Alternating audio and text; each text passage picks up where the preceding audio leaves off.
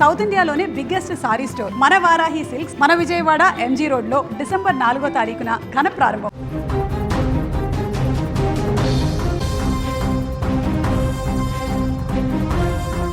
అనుమానం పెను విషాదంగా మారింది. భార్య పైన అనుమానంతో అత్యంత కిరాతకంగా ప్రవర్తించాడు భర్త. భార్యను చంపి అనంతరం మృతదేహంతో సెల్ఫీ వీడియో దిగి మరీ వాట్సాప్ స్టేటస్ పెట్టాడు ఆ దుర్మార్గుడు. దానికి మోసానికి మరణశిక్ష అంటూ క్యాప్షన్ కూడా రాశాడు.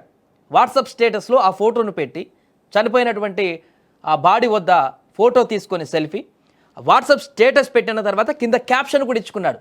తను మోసం చేసింది, తన భార్య నన్ను మోసం చేసింది, వేరొక అతనితో అక్రమ సంబంధం నెరిపిందనేటువంటి అనుమానంతో తనను చంపేసి కింద ఒక క్యాప్షన్ జత చేశాడు, మోసానికి మరణశిక్ష అంటూ. ఇది ప్రస్తుతం తమిళనాడు కోయంబత్తూరులో చోటు చేసుకుంది. అక్కడ తీవ్ర సంచలనంగా మారింది. తమిళనాడు కోయంబత్తూరు తిరునెల్వేలికి చెందిన బాలమురుగన్, శ్రీప్రియ దంపతులు వీరిద్దరు. వీరికి 3 పిల్లలు కూడా ఉన్నారు. మంచిగా సంసారం కొనసాగుతుంది, కుటుంబం హ్యాపీగా కొనసాగుతుంది అనుకుంటున్న సందర్భంలో కొంతకాలం క్రితం వీరి మధ్య మనస్పర్ధలు రావడంతో శ్రీప్రియ భర్త నుంచి విడిగా ఉంటూ కోయంబత్తూరులోని ఓ ప్రైవేటు సంస్థలో పనిచేస్తుంది. ఆమె భర్తతోని విడిపోయి ఇంకా గొడవలు అవుతున్నాయి కావట్లేదని చెప్పేసి ఆమె సపరేట్గా ఈయన దగ్గర నుంచి వెళ్ళి ఒక ప్రైవేట్ సంస్థలో పనిచేస్తూ అక్కడ కోయంబత్తూరులో ఉంటుంది. అక్కడ ఓ మహిళల హాస్టల్లో నివాసం ఉంటుంది ఈమె. అయితే తన భార్య వేరొకరితో వివాహేతర సంబంధం పెట్టుకుందని బాలమురుగన్ అనుమానించాడు, కక్ష పెంచుకున్నాడు, తీవ్రమైనటువంటి ఆగ్రహానికి గురయ్యారు. ఈ క్రమంలోనే ఆదివారం మధ్యాహ్నం భార్యతో మాట్లాడాలనే నెపంతో బట్టల్లో కొడవలని దాచుకొని హాస్టల్కి వచ్చాడు. ముందుగా ప్రీ ప్లాన్డ్గా వచ్చాడు, ఎలాగైనా భార్యను చంపేసేయాలి ఈరోజు అని చెప్పేసి. అక్కడ ఇద్దరి మధ్య తీవ్ర వాగ్వాదం జరిగింది. ఆగ్రహంతో ఊగిపోయినటువంటి బాలమురుగన్ తన వెంట తెచ్చుకున్నటువంటి కొడవలితో శ్రీప్రియ పైన దాడి చేసి అక్కడికక్కడే నరికి చంపేశాడు. అనంతరం ఆ యొక్క రక్తపు మడుగులో పడి ఉన్నటువంటి భార్య మృతదేహం పక్కన కూర్చొని ఎంత తాపీగా సెల్ఫీ తీసుకున్నాడంటే ఆ విజువల్స్ మనం పూర్తిగా చూపించలేకపోతున్నాం, కానీ స్క్రీన్ మీద కనిపిస్తుంది.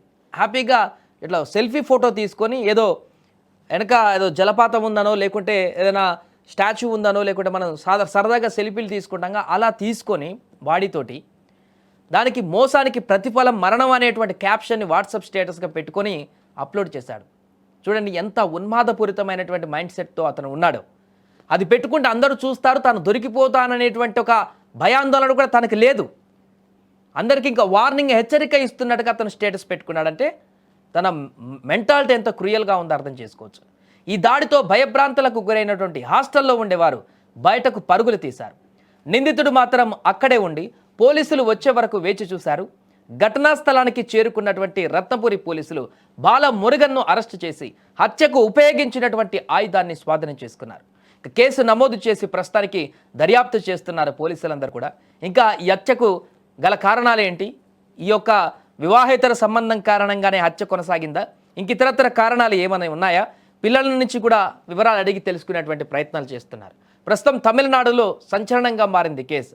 భార్యని అత్యంత కిరాతకంగా చంపి అది సెల్ఫీ ఫోటో తీసుకొని మరి స్టేటస్ పెట్టిన ఈ యొక్క భర్త భరతం పట్టాలంటూ కూడా డిమాండ్లు వినిపిస్తున్నాయి.